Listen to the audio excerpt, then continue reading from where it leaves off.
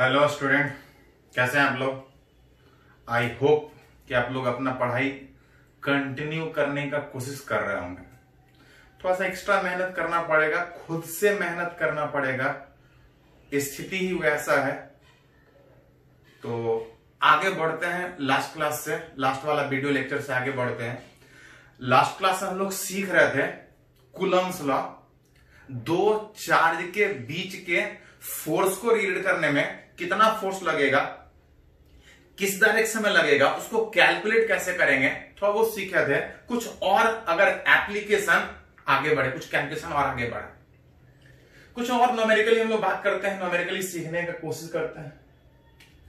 कुछ एग्जांपल के थ्रू जैसे दिया है, बोल रहा है 2 point charge A and B, 2 point charge A and B दोनों के ऊपर चार्ज दिया है, एक पे प्लस क्यू और एक पे माइनस क्यू। दो बॉडी ए और बी, एक पे चार्ज प्लस क्यू और दूसरे पे माइनस क्यू। अब बोल रहा है कुछ डिस्टेंस अपार्ट, कुछ डिस्टेंस पर रखा है।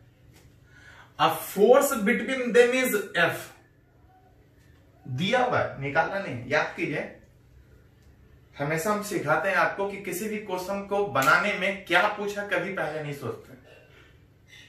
अगर कुछ डाटा दिया है तो वो डाटा मीनिंग कैरी कर रहा है, पहले उसी को सोचने का कोशिश कीजिए, उसी से कुछ इक्वेशन बनाने का कोशिश कीजिए। जैसे यहां पे दिया है कि दो चार्ज के बीच अगर कुछ डिस्टेंस पर रखा है तो फोर्स एफ है, मतलब आप लिख सकते हैं दिया है, एक बार लिख के रखें, जरूरत पड़ेगा, किस तरह जरूरत पड़ेगा पता नहीं, पहले लिख के देखे। तो गिवन जो फोर्स था पढ़े थे के Q1 Q2 by R square में एक प्लस क्यू एक माइनस क्यू विच इज के आर स्क्वायर, ये दिया हो। हाँ, माइनस साइन जस्ट ये बता रहा है कि चार्ज पॉजिटिव निगेटिव होने के कारण दोनों के बीच जो फोर्स होगा वो अट्रैक्टिव नेचर का होगा, अट्रैक्ट करेगा दूसरे को।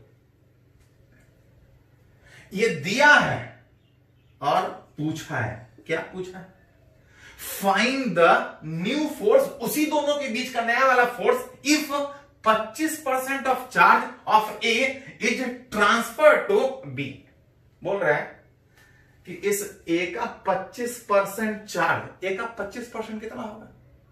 तो क्यू का, ए का 25% मतलब क्यू बाई 4। बोल रहा है इस ए वाले पे जो चार्ज क्यू था इसका 25% ए से बी में ट्रांसफर कर रहा है। ए से बी में ट्रांसफर करने के बाद ए से घटेगा, क्यू था 25% निकाल के उसमें डाल रहा है, तो इसमें कितना बच जाएगा? 25% इसका निकाल के इसमें डाल रहे हैं, तो इसके ऊपर कितना चार्ज था? Minus Q. इसका 25% कितना आया? तो plus Q by 4। Actually charge additive nature का होता है। एक प्रॉपर्टी चार्ज का ये भी है कि चार्ज इज एडिटिव। एडिटिव का मतलब होता है कि पहले से ऑलरेडी इसके पास नेगेटिव चार्ज था, अगर ये Q/4 अगर पॉजिटिव चार्ज दिया है तो माइनस था, पॉजिटिव आएगा तो चार्ज घट जाएगा, which minus Q plus Q/4 that equal to, अगर अरेंज कीजिएगा तो आप लिख सकते हैं -3Q/4। बोल रहा है कि पहले फोर्स इतना लग रहा था, अब पूछ रहा है कि नया वाला फोर्स कितना होगा? नया वाला फोर्स विच एफ डैश। जब चार्ज 25% उसमें ट्रांसफर किए तो देख सकते हैं कि Q1 का वैल्यू 3Q/4, अब Q2 का वैल्यू -3Q/4, तब दोनों के बीच नया वाला फोर्स कितना होगा?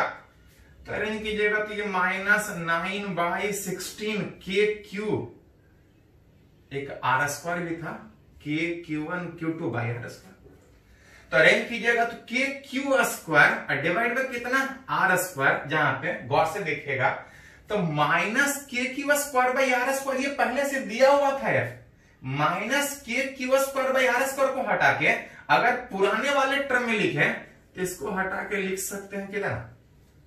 -9f/16 की प्लस 9f/16, तो प्लस, क्योंकि माइनस को हटाइएगा तो माइनस की क्यू स्क्वायर बाई हट जाएगा, खाली बचेगा 9/16 प्लस तो बेसिकली अगर बात करें तो चार्ज एडिटिव नेचर का होगा, जरूरत पड़े तो इस तरह से चार्ज एक बॉडी से दूसरे बॉडी में ट्रांसफर कर सकते हैं।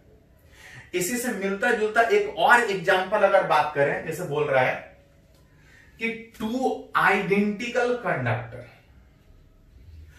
गिवन दिया है, दो आइडेंटिकल कंडक्टर ए और बी हैविंग इक्वल चार्ज कुछ सेपरेशन पे रखा है। रिपेल का मतलब अगर पहले पे पॉजिटिव सोच रहा है तो दूसरे पे भी पॉजिटिव सोचना पड़ेगा। अगर अट्रैक्टिव बोलता तो एक पे प्लस एक पे माइनस होता। बोल रहा है दो आइडेंटिकल कंडक्टर ए और बी, दोनों पे सेम चार्ज, पता नहीं कितना कुछ होगा, मान लेते हैं क्यू और क्यू, रिपेल कर रहा है, दोनों पे पॉजिटिव क्यू पॉजिटिव को कुछ सेपरेशन पे रखा है। अब बोल रहा है कि दोनों के बीच जो रिपल्सन है, जो फोर्स है, वो एफ लिया हुआ है गिवन। दोनों के बीच जो फोर्स के Q1 Q2 by R square जो पढ़े हैं, आर लिखे, सेपरेशन को डी से लिखे, जिससे लिखे, सेपरेशन को दिया है नहीं दिया, चलिए आर से लिखते हैं, डी से भी लिख सकते। के Q1 Q2 by R square का मतलब कितना हो गया, K Q square by R square, ये दिया हुआ। क्या था, क्या पूछा बाद में, जो दिया है पहले उसी को सोच लो। दो चार्ज कुछ सेपरेशन पे रखा है, दो कंडक्टर कुछ सेपरेशन पे रखा है, दोनों के बीच कुछ फोर्स लग रहा है, वो फोर्स हमको दिया हुआ है, विच कितना फोर्स लग रहा है, विच एफ फोर्स लग रहा है। अब इसने कुछ पूछा है, देखते हैं क्या पूछा है। बोल रहा है third identical conductor which is C, identical एक ही जैसे सेट में मान सकते हैं, first put in contact with A के साथ। बोल रहा है देन इसमें कंडीशन है, कुछ कंडीशन एक करके बात करते हैं। एक तीसरा conductor C put in contact with, C is put in contact with A के साथ। बोल रहा है सी वाले को ए के साथ कांटेक्ट में रख रहा है और with A, then put in contact with B. पहले तीसरे वाले जो अनचार्ज है, पहले इसके साथ कांटेक्ट में रख रहे हैं और फिर इससे हटा के बी में रख रहे हैं। तो जैसे सी और ए को कांटेक्ट में रखिएगा तो सी चार्ज था, सॉरी ए चार्ज था और सी वाला अनचार्ज। जब कांटेक्ट में रखिएगा और जब इसको सेपरेट कीजिएगा ए और सी को, तो ध्यान दीजिए थोड़ा सा, दो कंडक्टर अगर आइडेंटिकल हो, जब तक नहीं बोला जाए आइडेंटिकल ही मानेंगे, हाँ बोलेगा अलग अलग शेप का तो अलग अलग सोचे। दो आइडेंटिकल कंडक्टर था, इस पे चार्ज था इस पे नहीं था, लेकिन जब कांटेक्ट में रखने, याद कीजिए थोड़ा सा पढ़े थे चार्जिंग में कि जब किसी अनचार्ज बॉडी को चार्ज बॉडी के साथ कांटेक्ट में रखेंगे तो ये अनचार्ज चार्ज हो जाएगा, चार्जिंग में पड़े थे। और अगर दोनों आइडेंटिकल है तो जब चार्जिंग करके सेपरेट कीजिएगा तो दोनों पे इक्वल चार्ज आ जाएगा। लेकिन ये तब होगा जब कुछ नहीं बोले तो आइडेंटिकल मानेंगे, चार्ज बराबर दोनों पे होगा। हाँ अगर दोनों अलग अलग साइज का बोलता तो इस तरह से हम लोग को पढ़ना है इस चैप्टर के लास्ट में कि अलग अलग शेप के कंडक्टर में जब जोड़ते हैं तो चार्ज कैसे डिस्ट्रीब्यूट होता है, इस चैप्टर के लास्ट में। अभी जब तक नहीं कुछ बोला जाए आइडेंटिकल में तो ज्यादा कंफ्यूजन है ही नहीं कि जब अलग करेंगे तो दोनों एक ही जैसा होने के कारण बराबर जाएगा। सी को कांटेक्ट में ए के साथ रखे था, अब बोल रहा है now put in contact with B, किसको, तो सी को पहले ए के साथ, सी थोड़ा सा चार्ज हो गया, अब उसको बी के साथ कांटेक्ट में रख रहे हैं। C is put in contact with किसके साथ, इस बार बोल रहा है बी के साथ। सी को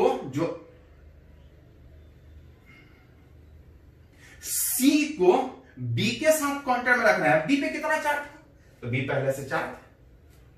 सी पे कितना चार्ज था, तो शुरू में अनचार्ज था, लेकिन ए के साथ कांटेक्ट में रखने के बाद उसके ऊपर चार्ज आ चुका है। तो जिस सी चार्ज था कितना चार्ज था Q/2। अगर इस B के साथ अगर कांटेक्ट में रखें, अब फिर जब इसको सेपरेट करेंगे तो टोटल चार्ज कितना हो गया, तो टोटल चार्ज यहां पे Q plus Q/2 that equal to कितना 3Q/2। जब इसको सेपरेट कीजिएगा B और C को, आइडेंटिकल होने के कारण फिर इसके ऊपर आधा आधा चार्ज बचेगा।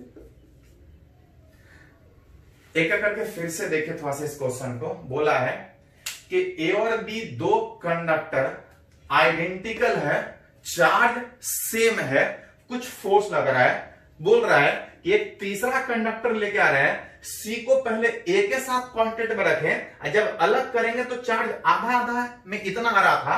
अब उसी C जब चार्ज हो गया, जब B के साथ कांटेक्ट में रखेंगे तो टोटल चार्ज दोनों मिला के इतना था, जब अलग अलग करेंगे तो आधा आधा हो। मतलब फाइनली इस पूरे प्रोसेस में C को पहले A से टच किए, C को फिर B से टच किए, फाइनली इस प्रोसेस में A के ऊपर फाइनल कितना चार्ज Q/2, B के ऊपर कितना चार्ज 3Q/4। अब तब पूछ रहा है फाइन नया वाला फोर्स किसके बीच, A एंड B। नीचे जगह नहीं है, थोड़ा सा ऊपर लिख देते हैं। यहां पे new force which F dash बराबर इस A और B के बीच का फोर्स, इस A और B के बीच का जो फोर्स होगा कितना होगा, तो K A वाला पे चार्ज था Q/2, B वाला पे चार्ज था 3Q/4। सेपरेशन के बारे में कुछ नहीं बोला है, उतना ही मान के चलेंगे। नया वाला फोर्स अगर अरेंज करें तो 3/8 KQ²/R², जो कि आप देख सकते हैं कि KQ²/R² ये पहले वाला फोर्स था। नया वाला फोर्स कितना होगा, तो नया वाला force which is 3F by कितना 8। तो थोड़ा सा ध्यान दीजिएगा, जब तक नहीं कुछ बोला जाए बॉडी आइडेंटिकल माने। हाँ, अलग से बोला जाए कि अलग अलग साइज का है तो पढ़ेंगे, इस चैप्टर के लास्ट में पढ़ना है कि जब अलग अलग साइज के कंडक्टर को जोड़ेंगे तो चार्ज अलग अलग होगा, और कितना अलग अलग होगा लास्ट। आइडेंटिकल कंडक्टर है, जब सेपरेट करेंगे तो इसमें इसमें कोई अंतर ही नहीं हुआ, तो चार्ज दोनों पे जितना भी होगा बराबर बराबर होगा। तो इस तरह से बहुत बार पूछा जाता है, जीमेन में भी, नीट में भी। तो बस इसको नोट कीजिए और कुछ एप्लीकेशन सीखते हैं। हम लोग बात कर रहे हैं कुछ न्यूमेरिकल, कुछ एप्लीकेशन उस कूलम्स लॉ पे। कुछ और आगे अगर एप्लीकेशन का बात करें तो यहां पे दिया है two identical charge. Identical charge, दोनों पे मास भी सेम है, चार्ज भी same. Two identical charge particle suspended from A common point by two string of length L। बोल रहे हैं कि किसी कॉमन पॉइंट से दो स्ट्रिंग से दो आइडेंटिकल पार्टिकल एक ही जगह से हैंग कर रहा है, दोनों पे चार्ज सेम है। उस चार्ज के रिपल्सन के कारण एक दूसरे से दूर जाना चाहिए। चार्ज के रिपल्सन के कारण दूर जाना चाहेगा। अब उस mg, चार्ज भी है मास भी है, इसमें चार्ज के रिपल्सन के कारण दूर जाना चाहेगा और mg के कारण नजदीक आना चाहेगा। फाइनली कहीं इक्विलिब्रियम होगा, इक्विलिब्रियम मतलब नेट फॉर जीरो। फाइनली कहीं इक्विलिब्रियम होगा, उस समय दोनों के बीच कुछ सेपरेशन होगा। यही सेपरेशन हमसे पूछ रहा है। फिर से देखते, two identical body suspended from two string, दोनों स्ट्रिंग का लेंथ सेम L दिया, hangs from common point. Finally किसी पोजीशन पे इक्विलिब्रियम होगा। पूछा जा रहा है इस इक्विलिब्रियम के कंडीशन में दोनों के बीच सेपरेशन कितना होगा। इक्विलिब्रियम मतलब net for zero. Newton's law में सीखे हैं, इक्विलिब्रियम मतलब नेट फॉर जीरो। कुछ निकालना है तो सबसे पहले फ्री बॉडी डायग्राम में दिखाना पड़ेगा। न्यूटन लॉ क्या, किसी भी चैप्टर में फोर्स अगर लग रहा है, निकालना हो फोर्स, तो तरीका वही है कि सबसे पहले उसको फ्री बॉडी डायग्राम में दिखाइए। दिखाने से काम नहीं चलने वाला, इक्वेशन लिखिए। रेस्ट में है तो नेट फोर्स 0, मोशन में है, एक्सेलरेशन में है तो नेट फोर्स बराबर मास इनटू एक्सेलरेशन। जो न्यूटन लॉ 11th में पढ़े थे वो हर चैप्टर में जरूरत पड़ेगा, वो खत्म नहीं होगा। ऐसा नहीं कि जो पढ़े हैं वो खत्म हो गया, वो चलता ही रहेगा। फ्री बॉडी डायग्राम में दिखाने के लिए देखिए कौन कौन सा फोर्स लग रहा है, वही 5 फोर्स 11th में पढ़े थे। mg नॉर्मल, स्ट्रिंग का टेंशन, स्प्रिंग का टेंशन, फ्रिक्शन फोर्स। बस एक नया फोर्स यहां पे बढ़ गया है, चार्ज वाला रिपल्सन, इलेक्ट्रोस्टैटिक फोर्स। mg तो दिख रहा है, आइडेंटिकल होने के कारण आप आइदर इस पे सोचिए या इस पे सोचिए, कोई फर्क नहीं पड़ेगा क्योंकि दोनों एक ही जैसा है। पहला फोर्स वेट फोर्स, दूसरा फोर्स तो चार्ज का repulsion, that is electrostatic force. String है तो कुछ टेंशन, वर्टिकल से कुछ तिरछा है, मान लेते हैं कुछ थीटा एंगल से तिरछा, उसी तरह से इधर भी मानिएगा इधर भी थीटा हो। बहुत बार सेपरेशन पूछने के बजाय एंगल पूछता है, देखते हैं दोनों कैसे रिलेट हो। निकालना है, फ्री बॉडी डायग्राम में दिखा चुके हैं, दिखाने से काम नहीं चलने वाला है। इक्वेशन क्या लिखाएगा, तो इक्वेशन में आप लिख सकते हैं एट इक्विलिब्रियम नेट फोर्स 0। जब फोर्स अलग अलग डायरेक्शन में लगता है तो एक्स डायरेक्शन में हम लोग अलग से यूज करते हैं और वाई डायरेक्शन में हम लोग अलग से यूज करते हैं।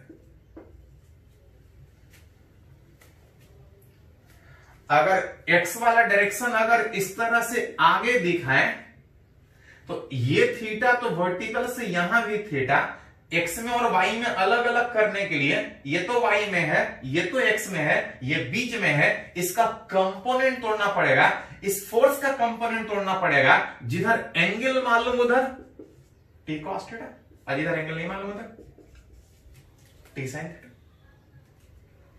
जब आप इक्वेशन एक्स में लिखिएगा, नेट फोर्स 0 होने का मतलब जितना फोर्स आगे लग रहा होगा उतना फोर्स पीछे लग रहा होगा, that is T sine theta बराबर इलेक्ट्रोस्टैटिक फोर्स।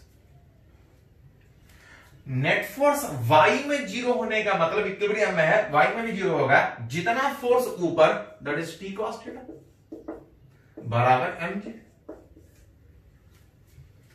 एक पॉइंट और ध्यान दीजिएगा, कभी कभी इस तरह से क्वेश्चन पूछता है, दोनों पे सेम चार्ज होने के बजाय अलग अलग चार्ज होता तो चार्ज चाहे सेम हो चाहे अलग, इलेक्ट्रोस्टैटिक एक्शन रिएक्शन फोर्स था, दोनों पे बराबर ही लगेगा।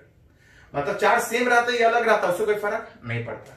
अगर एम अलग अलग होता तो फर्क पड़ेगा।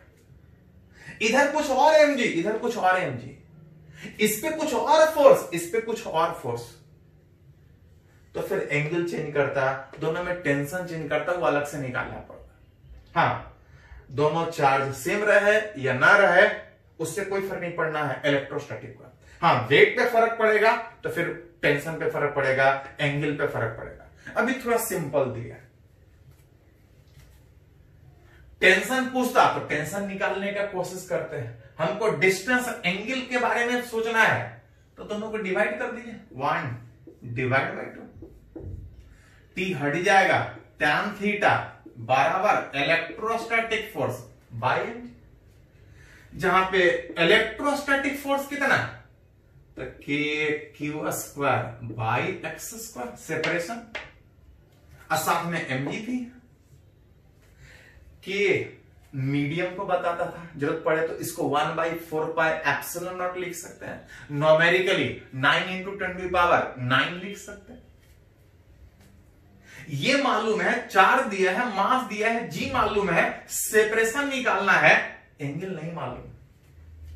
एंगल देता तो सेपरेशन निकल जाता है, सेपरेशन दिया है तो एंगल निकलता है, नहीं मालूम।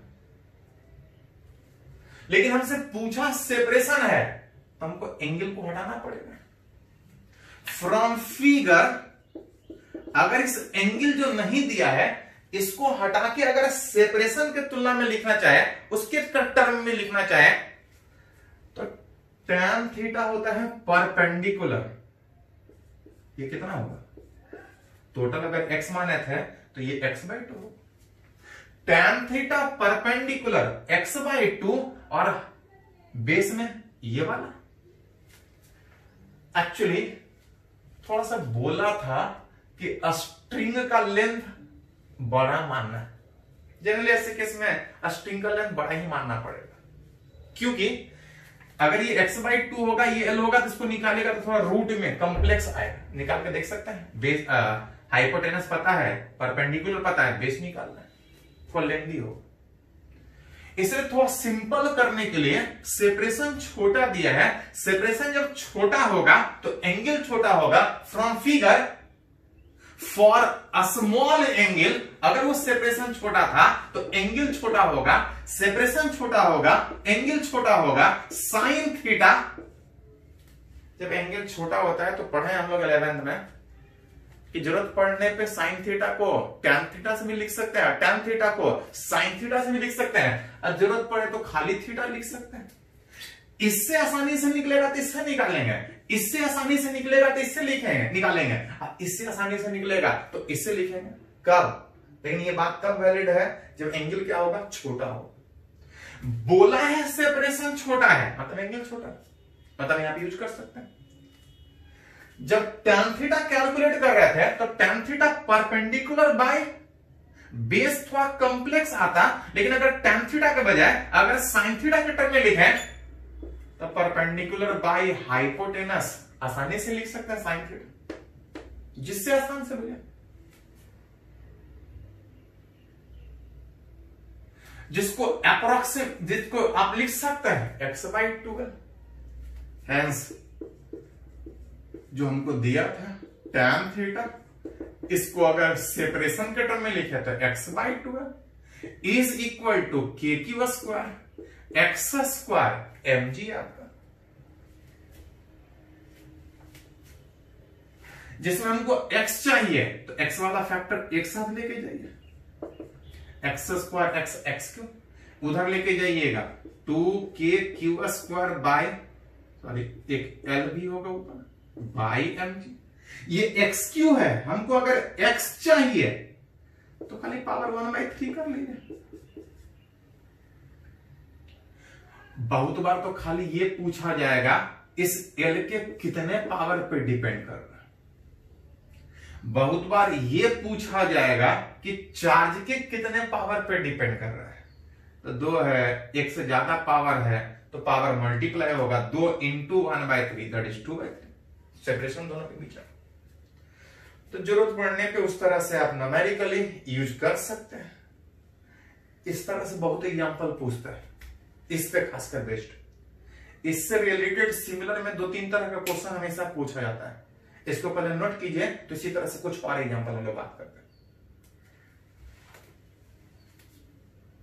हम लोग बात कर रहे हैं एप्लीकेशन का।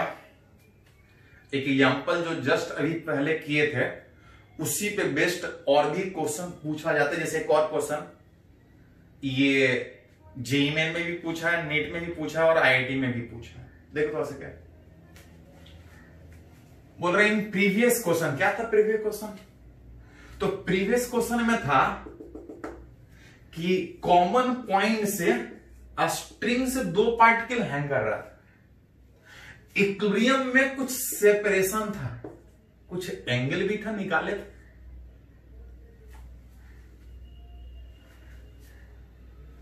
इक्विलिब्रियम में कुछ एंगल था, कुछ सेपरेशन था, स्ट्रिंग का लेंथ, दोनों के ऊपर चार्ज, कौन कौन सा फोर्स लग रहा था? mg इलेक्ट्रोस्टैटिक फोर्स दोनों के बीच का, और साथ में स्ट्रिंग का टेंशन इतना लग रहा था पिछले क्वेश्चन में। इलेक्ट्रोस्टैटिक के कारण दूर जाना चाह रहा था, mg के कारण नजदीक आना चाह रहा था। फाइनली इक्विलिब्रियम पे कुछ सेपरेशन और कुछ एंगल था। थोड़ा सा उसमें कुछ चेंज किया क्वेश्चन में। बोल रहा है कि in previous question if charge on both particle, दोनों पे बोल रहा है चार्ज अगर लिख कर बॉडी में जो चार्ज है वो धीरे धीरे घटना स्टार्ट हो। बोल रहा है चार्ज लिक्स एट अगर कांस्टेंट रेट, माइनस ज्यादा लिख सकते हैं, माइनस जस्ट ये बताएगा कि चार्ज घट रहा है। बोल रहा है कुछ रेट से घट रहा है चार्ज घटेगा तो क्या होगा? mg के कारण नजदीक आना चाह रहा था, चार्ज के कारण दूर जाना चाह रहा था। चार्ज घटेगा तो दूर रहने के बजाय एक दूसरे से नजदीक आना चाहेगा। और वही क्वेश्चन पूछा है, दोनों जिस चार्ज के रिपल्सन के कारण इक्विलिब्रियम में था, अगर चार्ज लिक करना स्टार्ट करे तो नजदीक आना चाहेगा। पूछा जा रहा है, फाइन, पूछा जा रहा है वेलोसिटी ऑफ अप्रोच एक दूसरे के नजदीक कितने से नजदीक आएगा। याद करो, थोड़ा सा 11 में पढ़े थे, वेलोसिटी ऑफ अप्रोच मतलब एक तरह का वेलोसिटी, अब कहीं भी वेलोसिटी एक ही होता है, rate of change of separation. Velocity of approach जो सेपरेशन दोनों के बीच था, चार्ज लिक करने के कारण घट रहा है, और सेपरेशन जिस रेट से घटेगा, सेपरेशन जिस रेट से घटेगा, एक्स जिस रेट से चेंज होगा, वही कहलाएगा, क्या कहलाएगा? Velocity of approach. मतलब कुछ नहीं, जो पिछले क्वेश्चन में सेपरेशन निकाल के बैठे थे, कितना आया था, जस्ट पहले यहां लिखे थे, जो पिछले क्वेश्चन में सेपरेशन आया था, बस सिंपली उसको खाली डिफरेंशिएट कर देंगे, एक दूसरे के नजदीक कितने से बढ़ रहा है, वेलोसिटी ऑफ अप्रोच कितना होगा, निकाल देंगे। चलिए इसको डिफरेंशिएट कर लीजिए थोड़ा सा। किसी भी डिफरेंशिएशन में कुछ कांस्टेंट है, कुछ वेरिएबल, क्या चेंज कर रहा है? तो एक ही चीज तो चेंज कर रहा था कि छोड़ रहे हैं तो चार्ज लीक कर रहा है, उसके कारण नजदीक आ रहा है। मतलब वेरिएबल कौन सा? चार्ज, बाकी सब कांस्टेंट, तो बाकी सबको छोड़ दिए। यहां पे जब इसको बैठाइएगा तो आ जाएगा 2kL mg का पावर 1/3, ये कांस्टेंट था। और जो वेरिएबल है वो खाली कौन है? चार्ज। चार्ज का पावर यहां पे 2, यहां पे 1/3, दैट इज q का पावर 2/3। खाली इसी को डिफरेंशिएट कर लो। हाँ, एग्जाम में आपको प्रॉपर ये सोल्व करना पड़ेगा, हमारे पास सोल्व था तो बैठा दिया। पहले इसको निकालिए, फिर इस तरह से अरेंज कीजिए, which is 2kL by mg का पावर 1/3।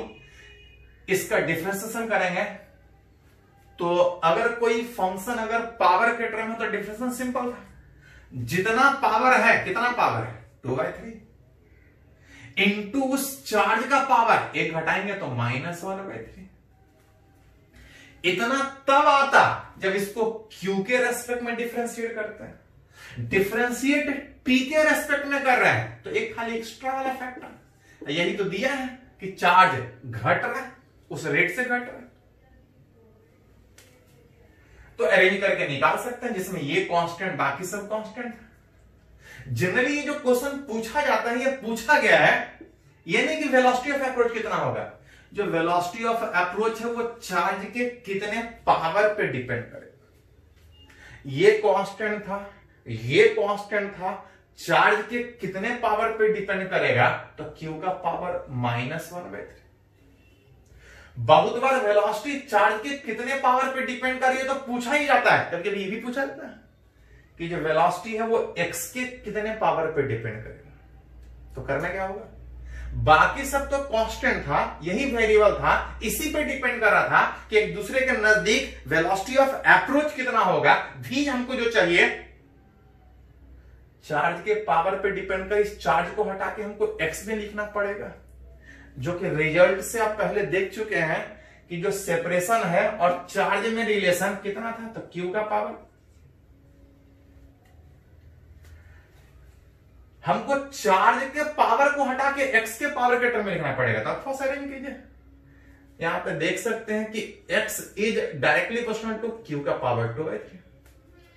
अगर दोनों में अगर स्क्वायर रूट, पावर 2 अगर हटा दें तो स्क्वायर रूट करेंगे तो ऐसा है, मतलब q का power 1/3 is directly proportional to x का पावर 1/2। q का power 1/3 is directly proportional to x का पावर 1/2। इस माइनस को हटाना पड़ेगा, माइनस को भी लाना पड़ेगा। मतलब बोल सकते हैं v is inversely proportional to x के टर्म में बोलेगा तो x के टर्म में, चार्ज के टर्म में बोलेगा तो चार्ज के टर्म में, जिसके टर्म में बोला जाए उसके टर्म में सोच सकते हैं। तो इस तरह से जो एग्जाम्पल है वो बहुत तरह से पूछता है। इसी तरह से एक आप IIT में भी पूछा है, नीट में भी और जेईई मेन में भी। इसी तरह से एक और है, पहले इसको नोट कीजिए, तो आगे हम एक और एग्जांपल सेम तरीके से बात करेंगे।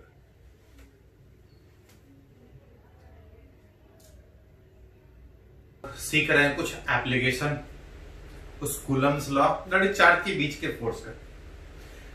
अभी जो हमने बात किया स्ट्रिंग वाला कंडीशन, उसी पे एक और क्वेश्चन ये सारे एग्जाम में पूछा है, जेईई मेन में 2 बार, आईआईटी एडवांस में भी पूछा है, नीट में भी पूछा है। देखिए थोड़ा सा इसको, एक बोल रहा है 2 identical charge sphere, 2 identical charge particle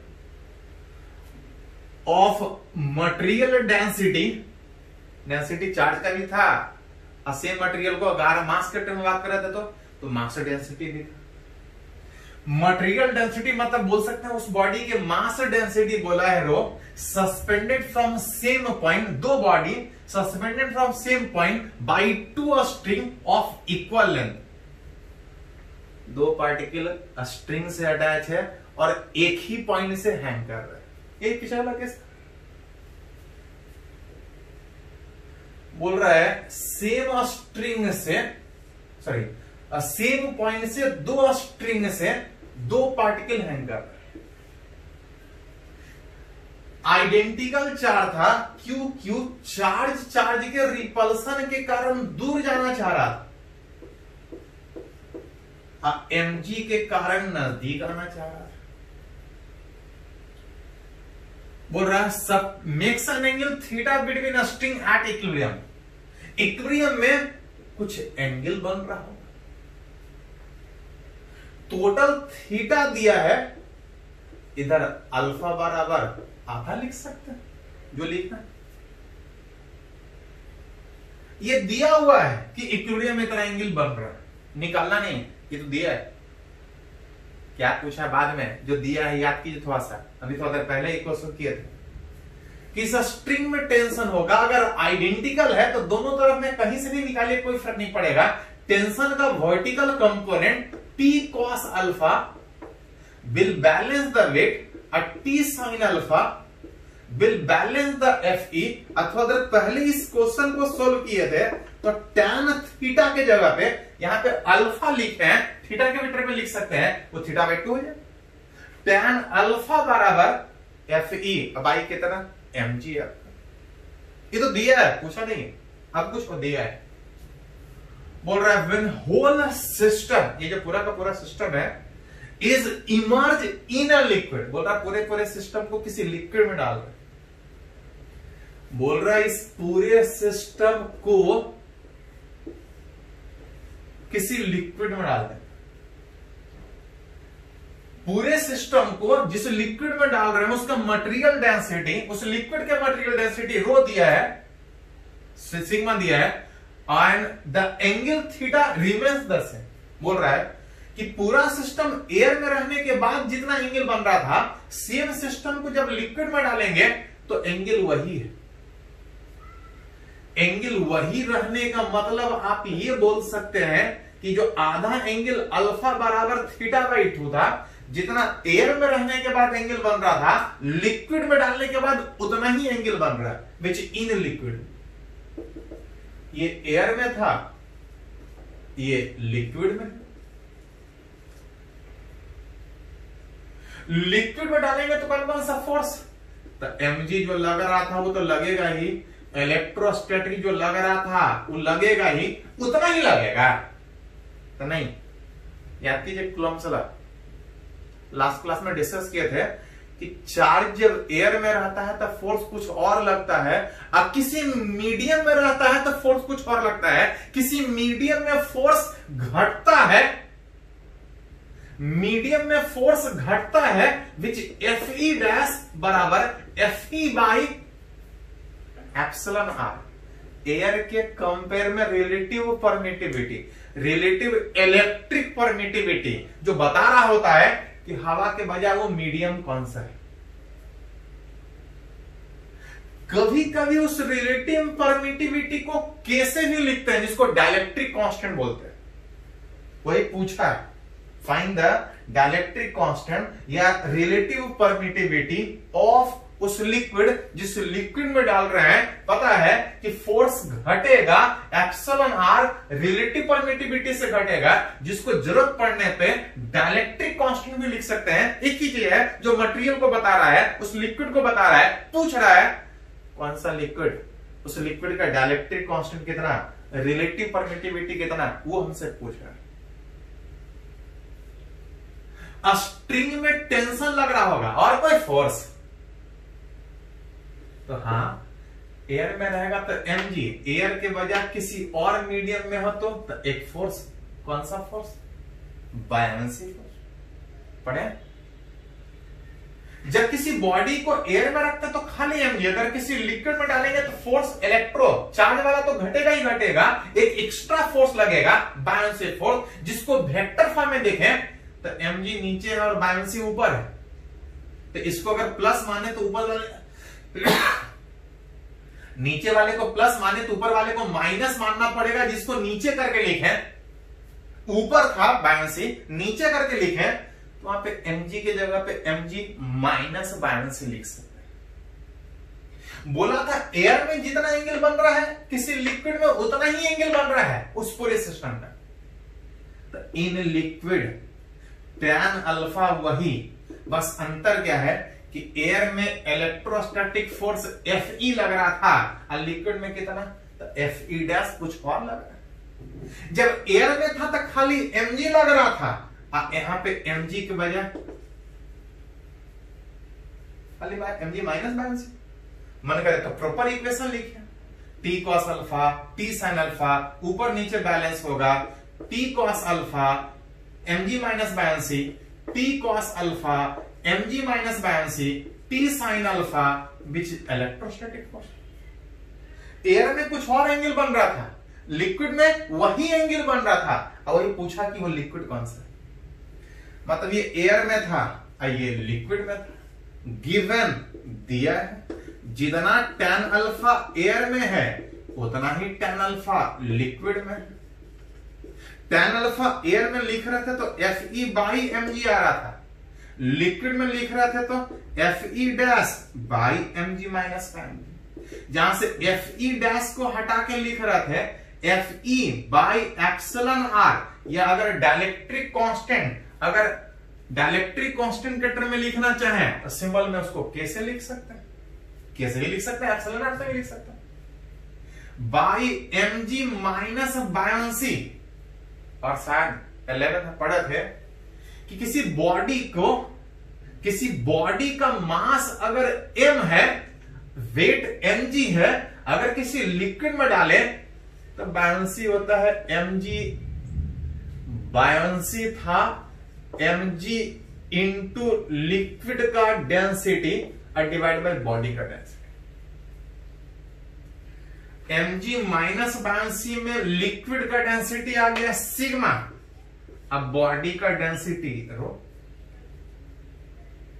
arrange कीजिएगा तो Fe कट जाएगा, 1 अपॉन जो k है वो नीचे आके इधर लेके आइएगा तो k बराबर mg कट गया, यहां से अरेंज करके लिख सकते,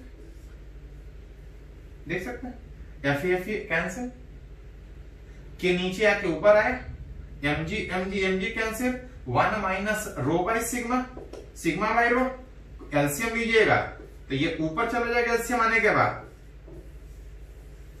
ये आपको थोड़ा सा ध्यान में रखिएगा, नेट में पूछा है, जेईई में 2 बार पूछा है और एडवांस में भी पूछा है, तो सारी जगह प्रोसेस सेम है। इनफैक्ट जो आप न्यूटन्स लॉ में पढ़े तो वही प्रोसेस यहां पे भी है, बस तरीका वही है कि सबसे पहले फ्री बॉडी डायग्राम दिखाइए, डायग्राम दिखाने से काम नहीं चलने वाला है, इक्वेशन लिखिए, बस जो पहले फोर्स लग रहा था तो लगेगा ही लगेगा, एक खाली नया वाला इलेक्ट्रोस्टैटिक फोर्स बढ़ रहा है, बाकी कोई तरीके में चेंज नहीं होगा। इसको पहले थोड़ा सा नोट कर लीजिए, तो और आगे एक आध एग्जांपल और देखते हैं। तो सीख रहे हैं कि कूलम्स लॉ में जो चार्ज के बीच का फोर्स लग रहा था उसको हम यूज कैसे करें। कुछ एग्जांपल हम लोग स्ट्रिंग वाला केस किए, उसी में एक और है, समझने के लिए बहुत अच्छा एग्जांपल है, तो उसको बढ़िया ध्यान दीजिएगा। ये SE1 में अगर क्वेश्चन है पेज नंबर 121 क्वेश्चन नंबर 22। अगर बुक होगा तो बुक में देख सकते हैं, ऐसे क्वेश्चन सामने लिख के रखें, समझने के लिए बहुत अच्छा क्वेश्चन है। चलिए देखें दोस्तों, बोल रहे हैं टू आइडेंटिकल बॉल, मास दोनों पे सेम है, चार्ज दोनों पे सेम है, आर सस्पेंडेड, हैंग कर रहा है from a common point by two string. फिर से उसी तरह से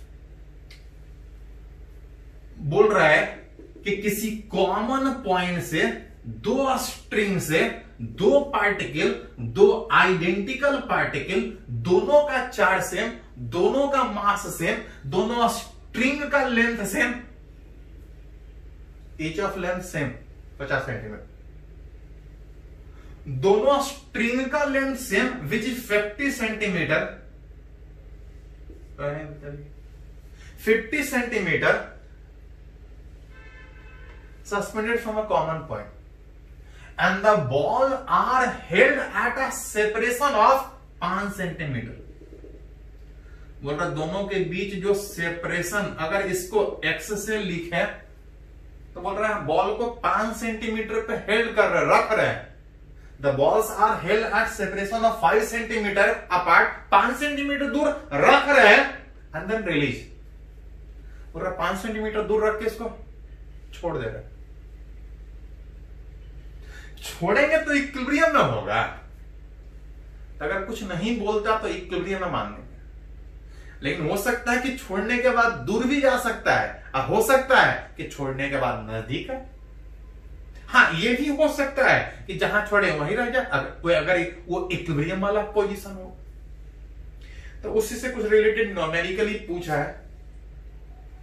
स्ट्रिंग का लेंथ 50 सेंटीमीटर दिया है, ये 5 सेंटीमीटर कुछ सेपरेशन पर रख रहे हैं, कुछ एंगल बनेगा, इधर से निकालिए इधर से निकालिए, आइडेंटिकल है, एक ही बनेगा। टोटल अगर 5 तो ये वाला कितना 2.5 सेंटीमीटर, ये वाला सेपरेशन है 2.5 सेंटीमीटर, थीटा सेम, तो साइन थीटा निकाल सकते हैं क्या? तो देखिए थोड़ा सा, साइन थीटा होता है perpendicular by hypotenuse, perpendicular P by H में P 2.5 सेंटीमीटर, स्ट्रिंग का लेंथ H हाइपोटेनस का काम करेगा 50 सेंटीमीटर। सोल्व कीजिएगा तो ये 1/20 आएगा।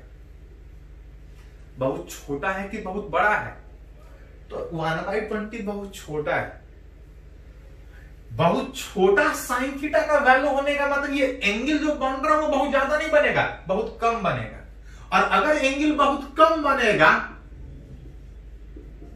तो sine theta, tan theta, theta सब बराबर होगा। अगर कॉस थीटा अगर निकाला जाए इसमें, तो कॉस थीटा होता है कॉस थीटा होता है बेस बाय हाइपोटेनस, उसके लिए इसको निकालना पड़ेगा। 50 से ये 2.5 सेंटीमीटर है, इसके कंपेयर में बहुत कम है, निकालिएगा तो नेग्लिजिबल आएगा। ऐसे आप पढ़े हैं 11th में कि अगर एंगल बहुत छोटा होता है 1/20, बहुत छोटा एंगल बता रहा है, अगर एंगल बहुत छोटा होगा तो साइन थीटा को थीटा लिख सकते हैं, और उस समय कॉस थीटा लगभग 1 के आसपास आएगा। एंगल जब छोटा होता है तो साइन 0 0 होता है, लेकिन कॉस 0 1 होता है।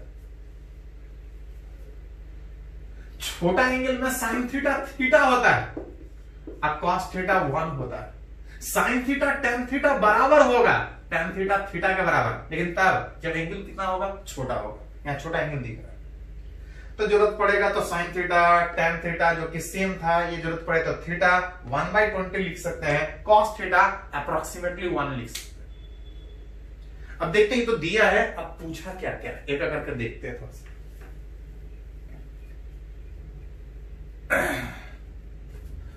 पहला क्वेश्चन है कि इस तरह से छोड़ने के बाद, रेस्ट में नहीं है, छोड़ने के बाद electric force on one of charge particle, दोनों में से किसी एक के ऊपर कितना फोर्स लग रहा है उसको निकालना है। इलेक्ट्रिक फोर्स निकालना है। चार्ज के रिपल्सन के कारण जो दोनों के बीच इलेक्ट्रिक फोर्स लगेगा, कितना लगेगा? तो के Q1 Q2, अब बाई कितना आर स्क्वायर, जगह कम है, के Q1 Q2 by R square, जहां पे के का value 9 into 10 to power 9, Q1 that is पहला चार्ज कितना था, तो 2 into 10 to the power -7, Q2 दूसरा चार्ज वो कितना है, तो सेम है, तो Q स्क्वायर बाई दोनों के बीच सेपरेशन 5 सेंटीमीटर, 5 सेंटीमीटर को अगर मीटर में कन्वर्ट करें, एसआई में कन्वर्ट करें, तो 10 टू द पावर -2, इसका होल ज़्यादा सिंपल है, सोल्व कर सकते हैं। कितना आएगा, 2 स्क्वायर, सारे नंबर वाले को एक साथ, 10 के पावर वाले को एक साथ अरेंज करते हैं, 2 स्क्वायर 4 गुना 9 36, अब बटा 25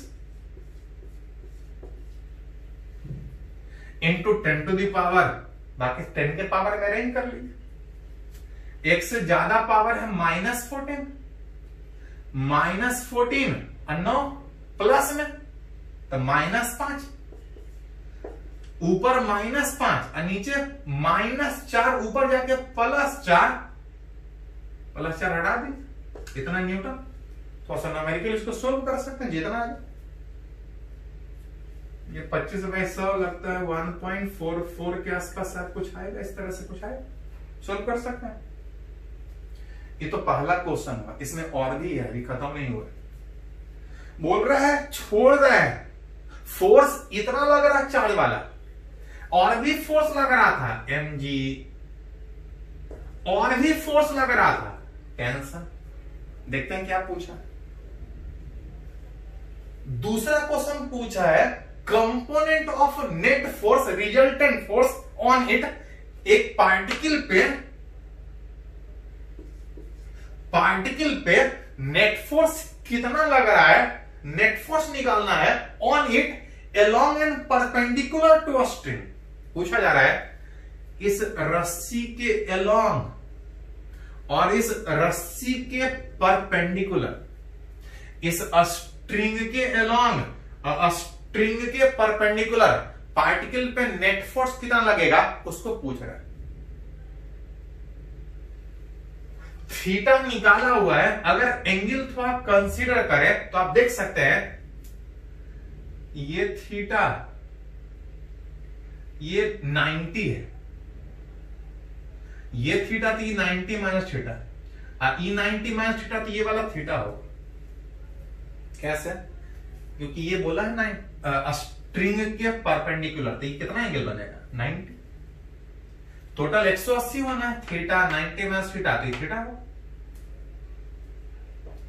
ये रस्सी के अलोंग था, मतलब ये रस्सी है, टोटल 180 बनेगा, ये थीटा 90, तो ये 90 माइनस थीटा होगा। देख सकते हैं थोड़ा सा, ये अल्टरनेट एंगल ये वाला, ये 90 थीटा, ये भी 90 थीटा, ये 90 माइनस थीटा, तो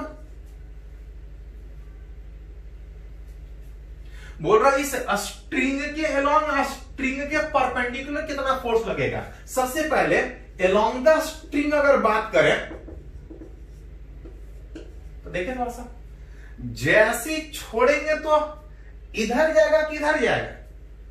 तो याद कीजिए, हम मैकेनिक्स में सीखे हैं कि जब तक नहीं कुछ बोला जाए स्ट्रिंग न टूटेगा और न लूज होगा, न टूटेगा न लूज होने मतलब उस डायरेक्शन में what is the net force, तो चाहे जितना भी फोर्स लगे, ना स्ट्रिंग उधर मूव कर रहा है ना ये पार्टिकल इधर जा रहा है, नेट फोर्स अगर स्ट्रिंग के अलोंग अगर बात कीजिएगा तो जीरो है, ना उधर जा रहा है ना इधर जा रहा है। नेट फोर्स जीरो आने का मतलब जितना फोर्स इधर उतना फोर्स इधर। इधर कौन कौन सा फोर्स लग रहा है तो देख सकते हैं, इस इलेक्ट्रोस्टैटिक फोर्स का एक कंपोनेंट एंगल मालूम है तो Fe cos थीटा, जिधर एंगल मालूम तो cos थीटा, इधर एंगल नहीं मालूम तो Fe sin theta.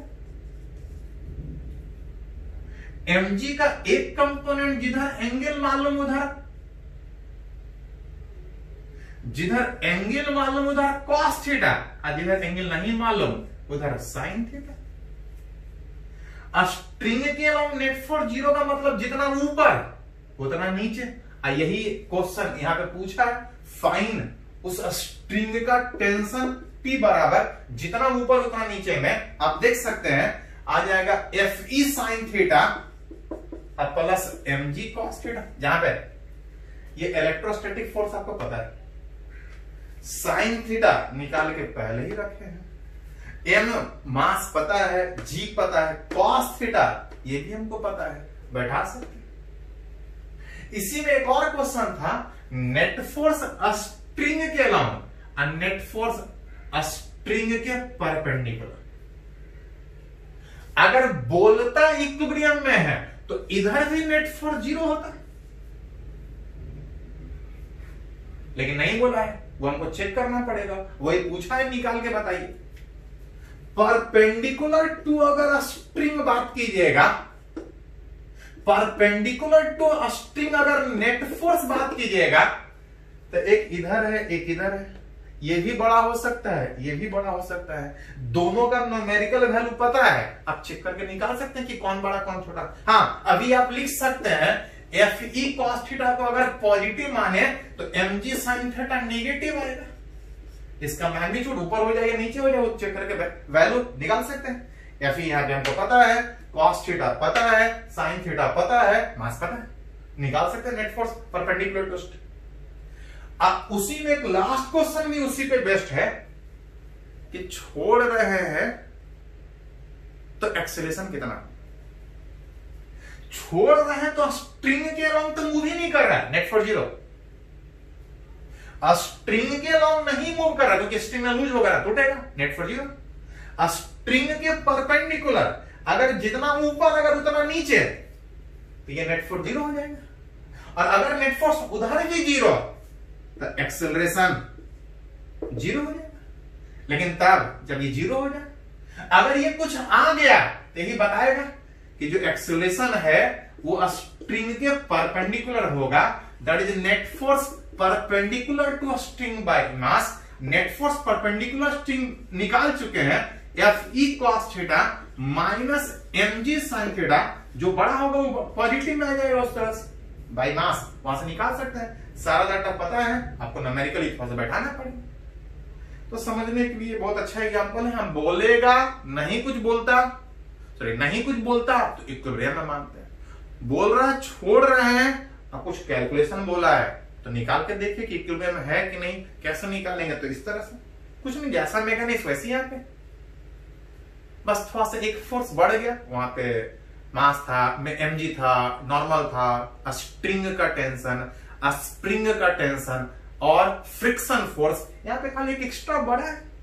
Electrostatic force.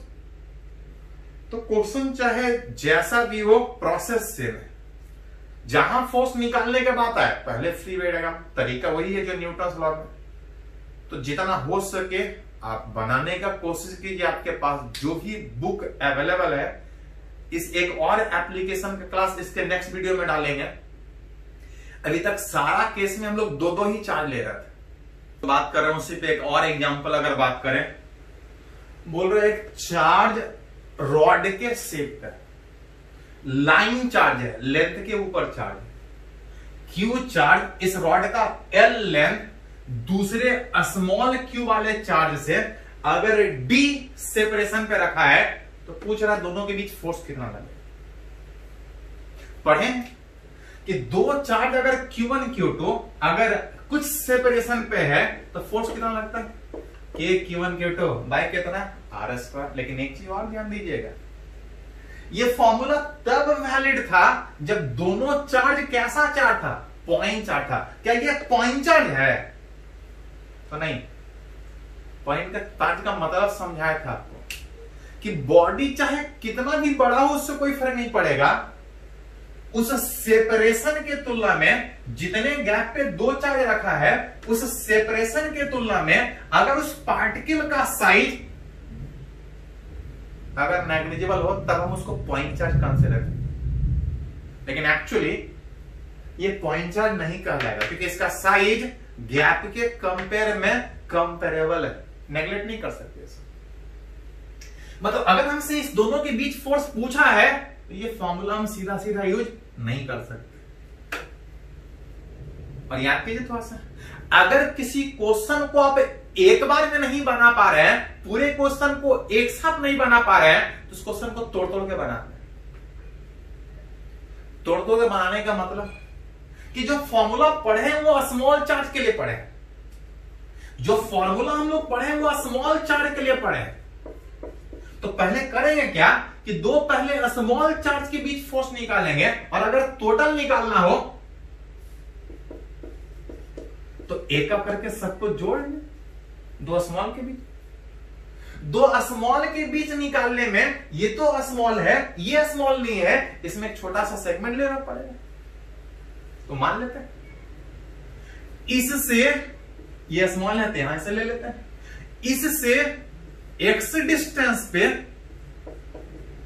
एक डीएक्स थिकनेस का एक छोटा सा चार्ट, पहले इसके और इसके बीच फोर्स निकालेंगे, और ऐसा छोटा छोटा इसमें बहुत सारा है, टोटल निकालना हो तो सबको जोड़ लेंगे। यहां पे एक चीज और ध्यान दीजिएगा, फोर्स वेक्टर है, और जब आप वेक्टर का सम करते हैं तो डायरेक्शन भी इंपॉर्टेंट होगा। दो चार्ज के बीच फोर्स किधर लगता है? लाइन ज्वाइनिंग के लो, पॉजिटिव पॉजिटिव माने तो रिपल्सन।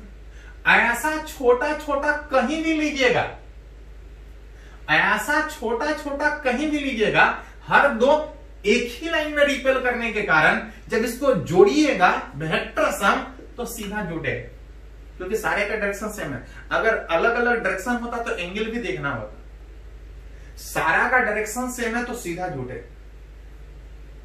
विच इज पहले दो छोटे छोटे चार्ज के बीच, विच इज के Q1 Q2, के Q1 Q2 में एक हो गया DQ, दूसरा हो गया Q बाई दोनों के बीच का डिस्टेंस विच एक्स स्क्वायर। पहले इस दोनों छोटे के बीच निकालेंगे, टोटल निकालना है तो जोड़ लो।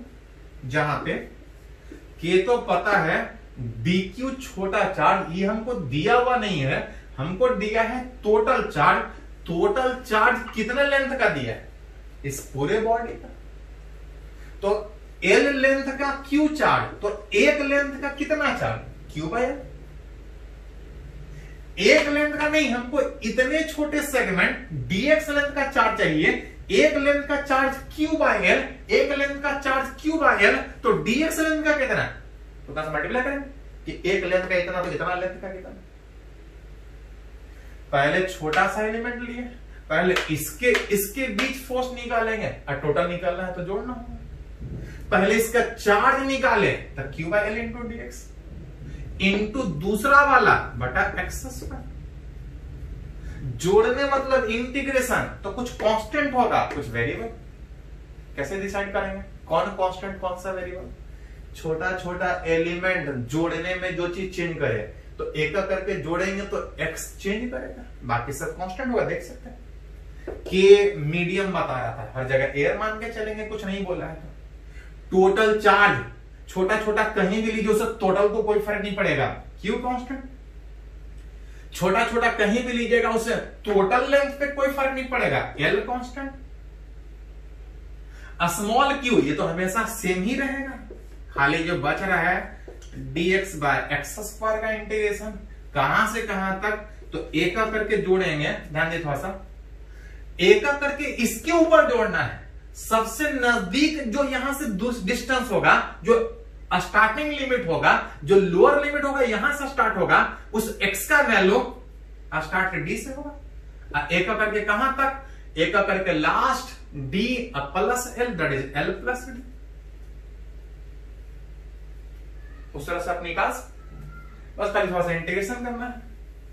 एक पॉइंट ध्यान में रखिएगा कि पूरे 12th में आपको हर जगह इंटीग्रेशन जरूरत पड़ेगा, और ऐसा नहीं कि बहुत सारा इंटीग्रेशन जरूरत पड़ेगा, दो तीन ही जनरली जरूरत पड़ता है। नॉर्मल तो फॉर्मूला याद कीजिए, x का पावर n का इंटीग्रेशन कितना था? n+1 bye n+1। बिना लिमिट का करेंगे तो फालतू में कांस्टेंट। ये तो नॉर्मल फॉर्मूला है x के पावर में। हाँ, नॉर्मल में ही एक दो को हमेशा जरूरत पड़ेगा, जैसे dx बाय x का इंटीग्रेशन साथ पढ़े हैं, log x बेस e या ln x इसको लिखते हैं। एक और dx बाई एक्स स्क्वायर, नीचे में इंटीग्रेशन नहीं होता, इसको ऊपर लेके जाते हैं, x का पावर -2+1, इसको आप अरेंज कीजिए इस तरह से, सेम तरीके से x का पावर -2+1 इसका इंटीग्रेशन -1/x+। एक लास्ट, यही चारों इंटीग्रेशन पूरे 12th में जरूरत पड़ेगा। dx बाय रूट एक्स का integration which is 2√x, same तरीके से अरेंज कीजिए। यही चार इंटीग्रेशन पूरे 12th में है, इसके अलावा एक आखिरी गड़बड़ होता है, हर जगह यही चार इंटीग्रेशन आपको जरूरत पड़ेगा। जैसे यहां पे देख सकते हैं जो फोर्स निकाल रहे थे KQQ by L square, sorry L, और dx बाई एक्स स्क्वायर का integration, dx by x square का इंटीग्रेशन -1/x, लिमिट बैठा रहे हैं तो c डालने का जरूरत नहीं है, लिमिट अभी बाकी है। सबसे पहले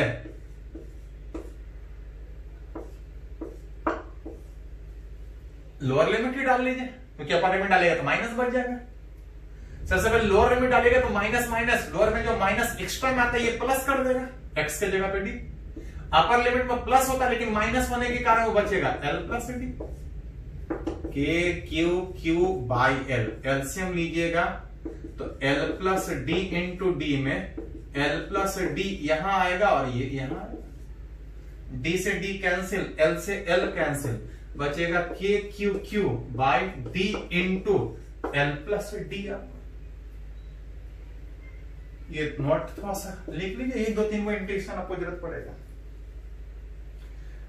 तो ध्यान दीजिएगा, अभी तक जो इस कूलम्स लॉ, दो चार्ज के बीच के फोर्स का हम लोग जो बात कर रहे थे, सारे केस में हम लोग दो ही चार्ज ले रहे थे। जिस भी क्वेश्चन को हम लोग डिस्कस किए सारे में दो ही चार्ज था, चाहे जिस भी स्टेप में हो दो ही चार्ज था, सबके बीच हम लोग फोर्स निकाल रहे थे।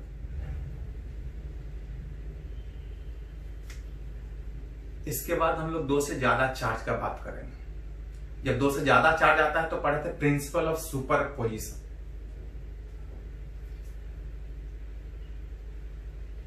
दो चार्ज के बीच कितना भी, दो चार्ज के बीच जितना फोर्स लग रहा है उतना ही लगेगा, आसपास तीसरे या चौथे रखने से कोई फर्क नहीं पड़ेगा। हाँ, तीसरा और चौथा अलग से फोर्स लगा रहा था, कि हम लोग अगले वीडियो में डालेंगे प्रिंसिपल ऑफ सुपरपोजिशन पे बेस्ट प्रिंसिपल वाला, कि दो से ज्यादा चार्ज रहेगा तो फोर्स कैसे निकालेंगे। अभी सारे केस में दो ही चार्ज लिए थे, लेकिन फिर भी इस पे भी आप क्वेश्चन बना सकते हैं। अगर आपके पास अगर एससी वर्मा का बुक है तो 25 तक शायद आप बना सकते हैं। एक बार मिला के देखिएगा, जहां जहां दो चार्ज वाला 25 तक मैक्सिमम केस में एक क्वेश्चन हो सकता है, इधर उधर हो जाए। सारे केस में दो ही चार्ज है, अब बनाने का कोशिश कीजिएगा। एससी वर्मा 25 क्वेश्चन, हाँ जरूरत पड़ेगा तो हम ये डीपीपी डालने का कोशिश करेंगे, लेकिन आप अपने से अगर आपके पास बुक है एससी वर्मा तो 25 तक बनाइएगा। अभी के लिए इतना ही, बाकी नेक्स्ट वीडियो में।